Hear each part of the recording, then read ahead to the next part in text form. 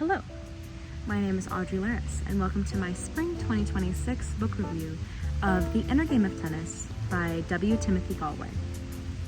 The Inner Game of Tennis highlights the inner self and how those two work together and how we can get over our self-one to learn faster and learn better and to have a better grasp of our understanding. And this is highlighted through self-one and self-two. But let's define that. Self-one is the conscious mind and is the thinker. It is the voice inside of our head telling us if we are right or wrong. It is the judgment. It is our ego and our judgment of what we do. Now, on the other hand, self-two is the doer. So every time we breathe, we walk, we move, every time we play, this is all part of self-two because it is unconscious, and it is the unconscious mind that controls our muscles and lets us do what we need to do. And this book talks a lot about how self-one is perceived and how self-one is perceived to be in control of our bodies and our mind and our learning when actually it is self-two. And self-two is where muscle memory comes from, so our flow state. And as a musician, and they highlighted it in tennis, but as a musician, this is super important because when you are in a groove or when you are not thinking, the music comes more naturally. I experience this especially in guitar. I can sit back and play and not have to think about what my hands are doing because my body knows how to do it. And self-two is free of judgment. And in order to learn at the highest capacity, we need to be able to harness self-two. Now, this is super difficult because our first step is quieting self-one, which is our mind. And this is to be able to reach further into self-two, we have to quiet all the busyness and the noise that goes on in our heads. Now, in the book, it is referenced a student he had called Dorothy. And Dorothy was super strong and wanted to do everything and wanted to be super fast and get everything done. And she would try really, really hard. And she would get it done, but then the teacher would say, just relax, which is something I experience all the time because I love to try and I want to try to do something. And every time you try, according to the book, your muscles tense up because you are thinking about doing instead of actually doing. Instead of letting it happen, we are forcing our brains to think about how we should be doing it, which causes scientifically our muscles to tense up and make us look not relaxed. And this book made me realize, just like Yoda, there is no try, it is just do. And this is a super, super difficult concept for me to grasp as a musician, as a player, because I can apply it to some aspects of my life and others I can't, because I'm still in the learning stages of how this concept applies to this specific thing. And this introduces the concept of being effortless versus trying, because our ego wants to take credit for what we are doing.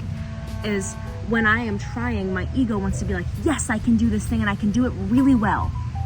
But that's not exactly the approach to learning that we need to in this scenario. And the book's solution to being able to learn in this way is to leaving ourselves without a positive or negative and relying solely on imagery. And what this means to self-two is speak self-two's language. Self-two has been around before we were able to talk. And in order to hone in this aspect, we have to be able to use imagery and visualization to get everything that where we needed to be. In the book, they took a beginner who's brand new to tennis, and the coach said, you're gonna do this backswing in this way, but just watch me do it. He gave no specific instruction. The coach did it 10 times in a row, and the student just sat back and watched. And when it was the student's turn to mimic what the coach was doing, the student did it at a very high level and without thinking about the specific muscles and what you're supposed to be doing. The student just mimicked what the teacher was doing. And this example is something I want to take with me to everywhere I teach, because if this is the highest level of learning, this has to be applied to everywhere.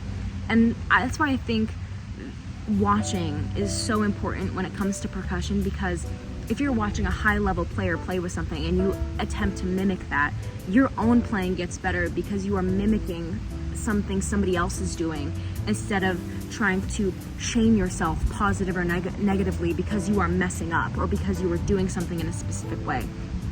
And this talks about visualization and being able to visualize yourself doing a specific action.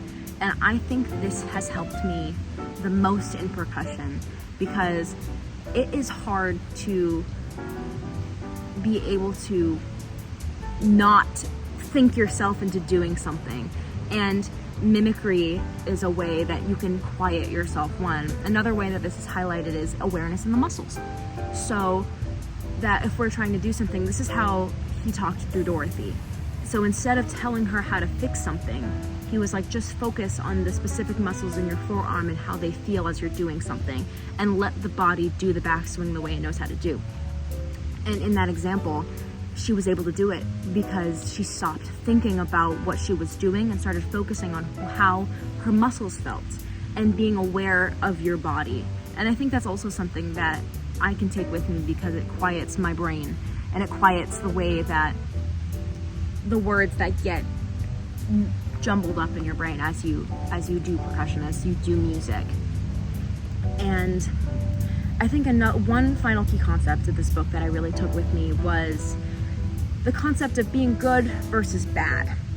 And our ego likes to define what we do based off of judgment, whether we are good at something or we are bad at something. We do something, we mess something up enough times that it becomes good or bad.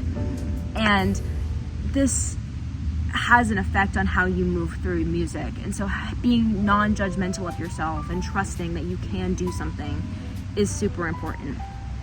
And I think I will take that with me through my musical journey. Overall, I really enjoyed this book. I would give it an 8.7 out of 10. The only points I would mark down is because I wished it was hard to relate the concepts back to music sometimes when they were talking about tennis, but I think I internalized it enough that I could take bits and pieces and how to help myself through it. I really enjoyed this book. I would recommend it to anybody if they're looking for a good book to read. It's definitely a good read if you're not looking for tennis or like music books that you can relate to other things. But that's all. Thank you so much for listening. Bye, you guys.